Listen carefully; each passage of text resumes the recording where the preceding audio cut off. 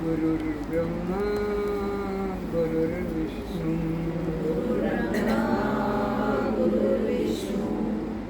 गुरुर्देवो महेश्वर गुरु साक्षात् परम ब्रह्म तस्मै श्री गुरुवे नमः।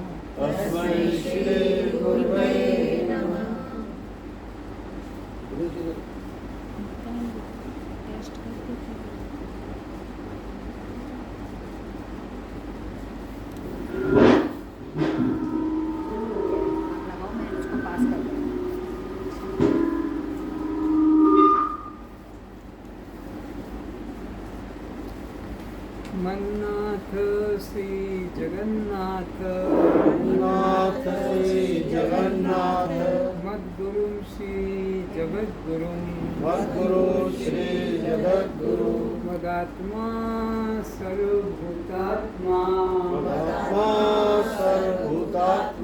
तस्मै श्री गुरुवे नमः। अज्ञानतिमिरान्धस्य ज्ञानाञ्जनशलाकया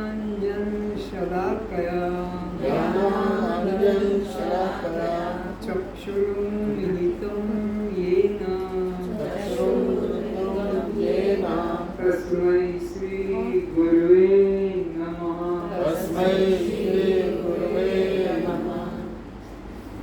असतो मा सद्गमय तमसो मा ज्योतिर्गमय मृत्युर्मा अमृतं गमय।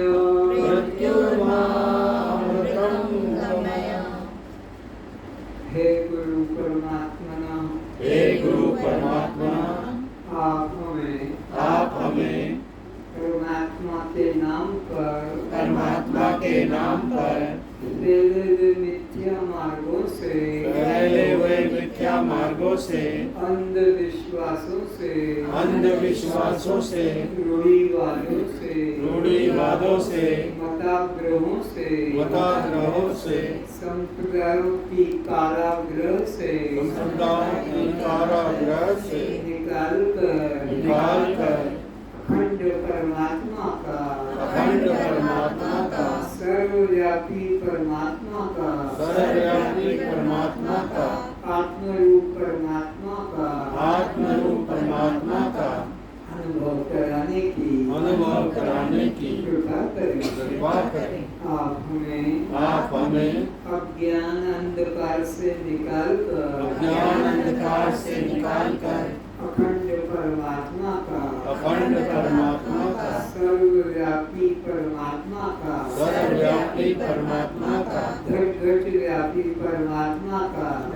व्यापी परमात्मा का इसी देह में स्थित चैतन्य आत्मा का अनुभव कराने की कृपा करें। आप हमें इस जन्म मृत्यु वाले शरीर से मैं मेरा भाव निकाल कर इसी में स्थित सच्चिदानंद आत्मा का सोहम रूप से ज्ञान कराने की कृपा करें। ओम शांति शांति शांति। ओम शांति शांति शांति। कस्त्वं दृष्टा साक्षी आत्मा हम। क्या आप जड़ हैं? चेतन हैं। क्या आप अनात्मा हैं? आत्मा हैं। क्या आप दृश्य हैं? दृष्टा हैं। क्या आप शव हैं? शिव हैं। तो क्या आप पर प्रकाश हैं? स्वयं प्रकाश हैं। तो आप बद्ध हैं? मुक्त हैं। आप क्षेत्र हैं, क्षेत्रज्ञ हैं। तो फिर ये जन्म मरण किसको? शरीर को, भूख प्यास किसको? प्राणों को, सुख दुख किसको? मन को, बंध मोक्ष किसको? जीव को। तुम दृष्टा साक्षी आत्मा हम। सभी अपने दिव्य नेत्रों को खोलें। श्रोताओं के रूप में उपस्थित सभी पुण्यात्माओं के चरणों में प्रणाम।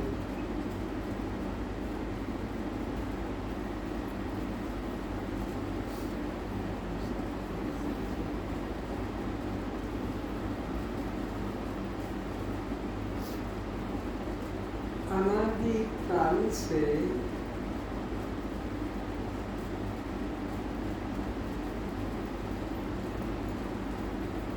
संसार का प्रत्येक प्राणी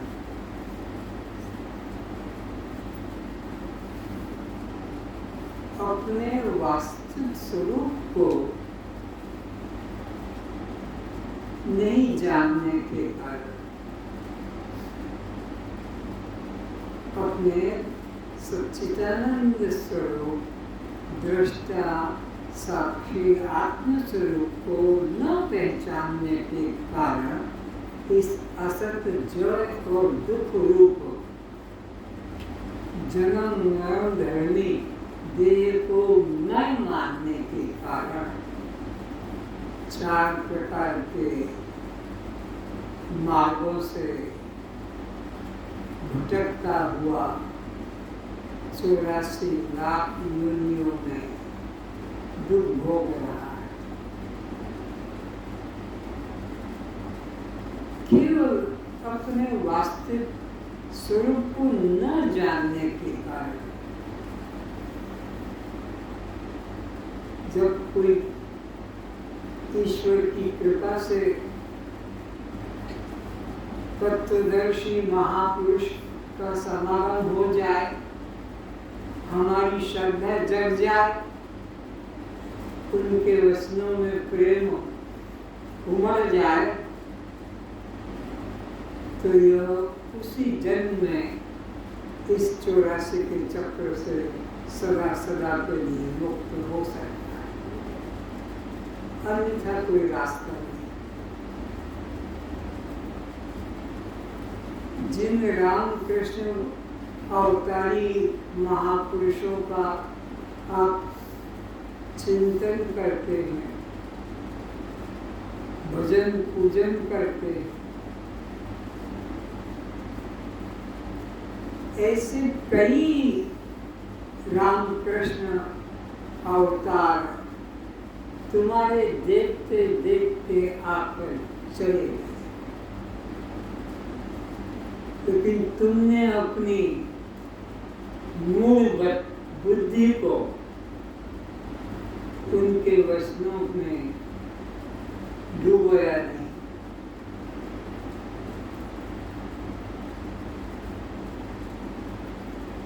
कितना आश्चर्य, राम आकर चले गए हमारे सामने। हम अभी पत्थर की मूर्तियां, धातुओं की मूर्तियां, कागज के चित्र बनाकर पूजा कर रहे हैं जिनकी, ये हमारे सामने से आके चले गए और हमने इन पर ध्यान नहीं दिया।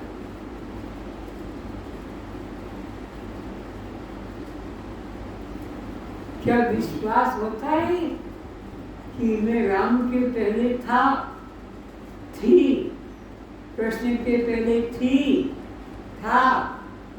नहीं होता। तब तक वो आए गए, इतना है, लेकिन मैं इनके पहले थी ये विचार नहीं जगता। विवेक करो।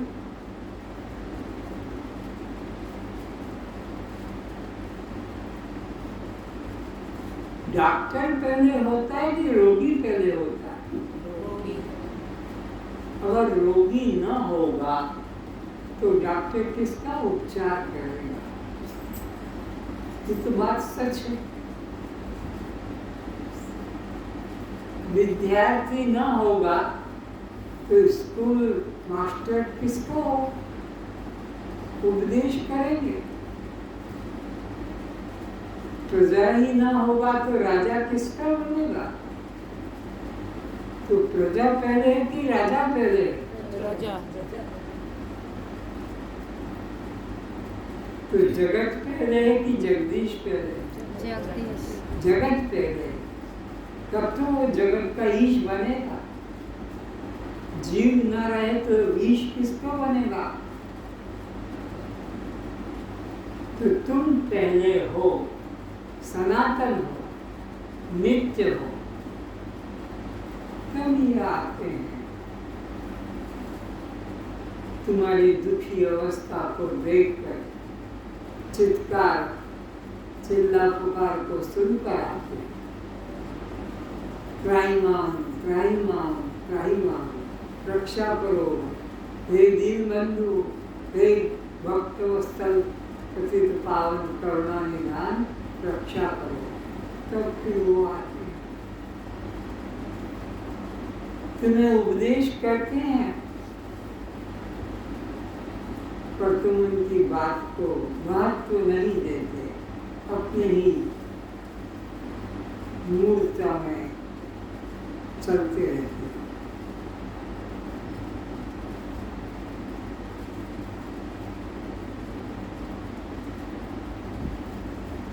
तो ये जीवात्मा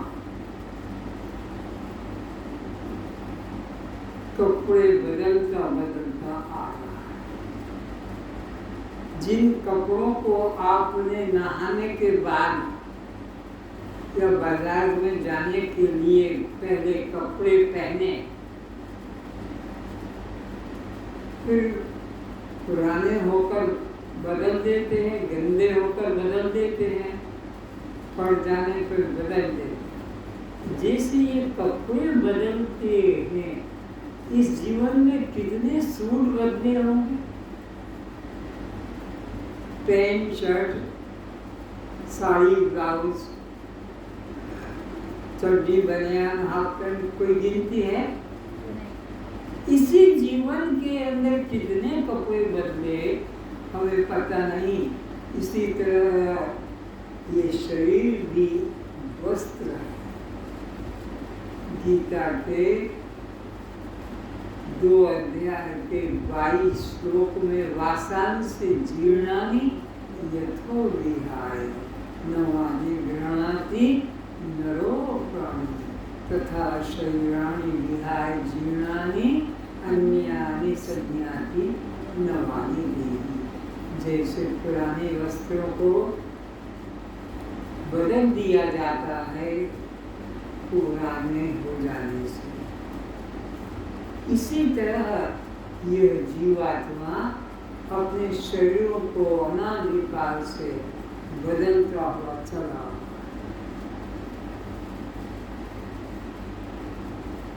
जैसे तुम अलग अलग डिजाइन स्टाइल के कपड़े बनाते हो, ड्रेसेस बनाते हो, रंग आदि से, ऐसे ही 84 लाख प्रकार के कपड़े तुम लोगों ने, तुम जीवात्माओं ने बदले। 84 लाख प्रकार की योनियां।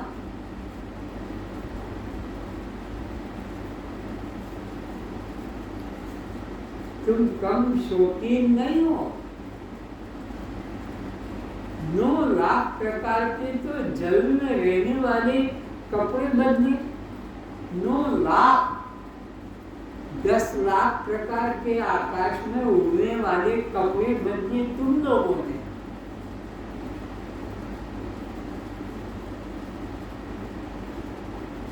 ग्यारह लाख जमीन के अंदर रहने वाले कपड़े बदले।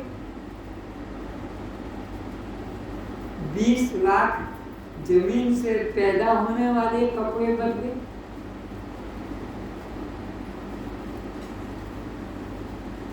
30 लाख 4 टांगों से चलने वाले कपड़े बदले।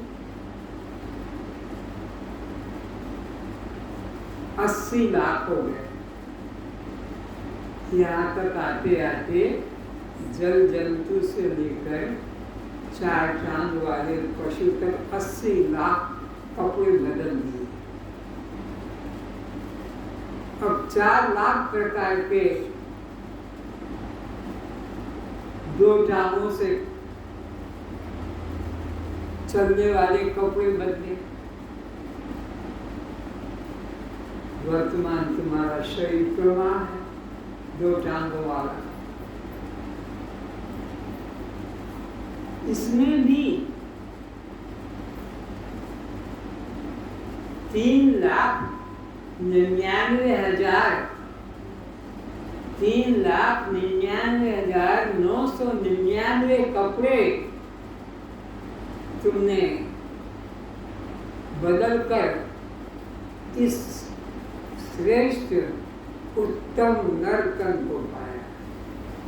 नर तन सम नहीं कौने देही जीव चराचर याचत जीव। जिसको चर और अचर, जड़ और चेतन सभी जिसको महत्व देते हैं, याचना करते हैं, चाहते हैं कि ये शरीर हमको प्राप्त हो जाए। देव प्रार्थना करते हैं, हे नारायण, हे करुणा सागर, हे दीन बंधु, हे पतित पावन, एक बार हमको मनुष्य शरीर फिर दे। पहले तो दिया था, लेकिन हमने उसका सदुपयोग दुरुपयोग करके पशुओं की तरह आहार, निद्रा, भय और मैथुन, इन 4 कर्मों में ही बस इतिश्री समाप्ति कर दी। एक बार फिर से हमको मनुष्य शरीर दो, ताकि हम आहार, निद्रा, भय, मैथुन की क्रियाओं में ध्यान नहीं देकर केवल आत्मा का ही चिंतन, केवल आत्मा को ही पाने की इच्छा करेंगे। ये प्रार्थना की थी कि अब पशुओं की तरह आहार, निद्रा, भय, मैथुन क्रिया में हम जीवन व्यतीत नहीं करेंगे, केवल आत्मा का, केवल परमात्मा का ही चिंतन करेंगे। बस यही एक इच्छा है हमारी। भगवान ने वासना तुम्हारी थी, कामना थी, पूरा किया। तुमने क्या किया? प्रॉमिस को भूल गए। फिर वही शादी करो, बच्चे बनाओ, बच्चों का जीवन चरित्र बनाओ, नौकरी धंधा खेती व्यापार करो, मर जाओ। भगवान के साथ भी धोखा किया। कहा था कि एक बार दे दो ताकि हम कल्याण करेंगे। भगवान ने कहा पहले तो दिया था, तब तो तुमने इसका उपयोग नहीं किया, वो हमारी भूल हो गई। अब एक बार फिर से दो।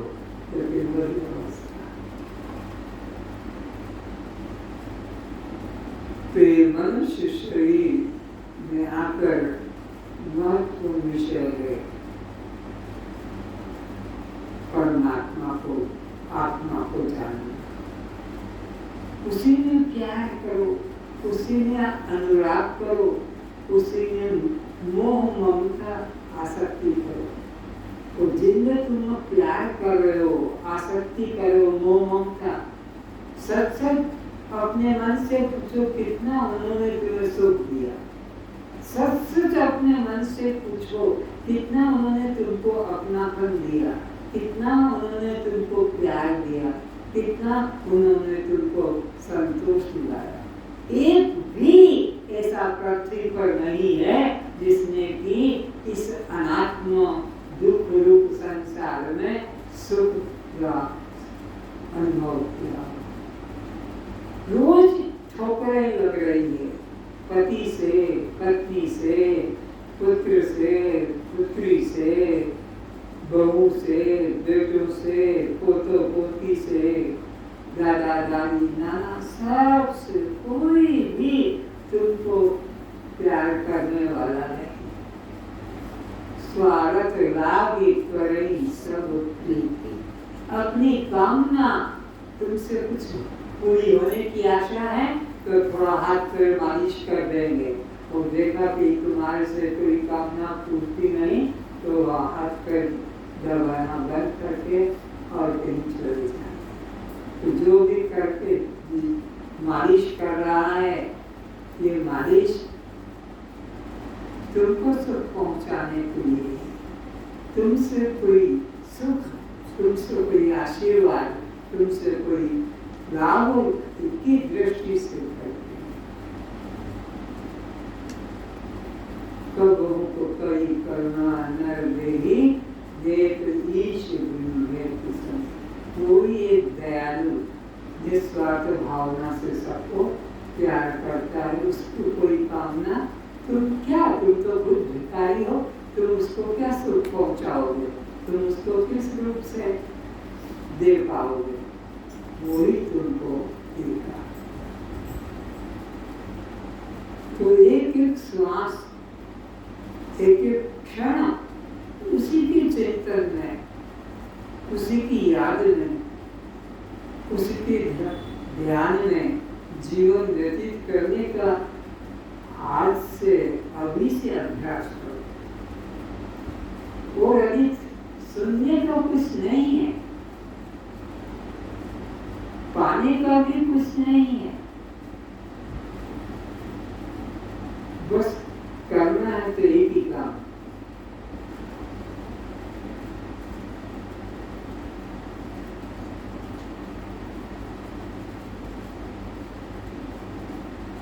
हर श्वास को अंदर जाते हुए, पर हमारी श्वासें तो लोगों के लिए जा रही है।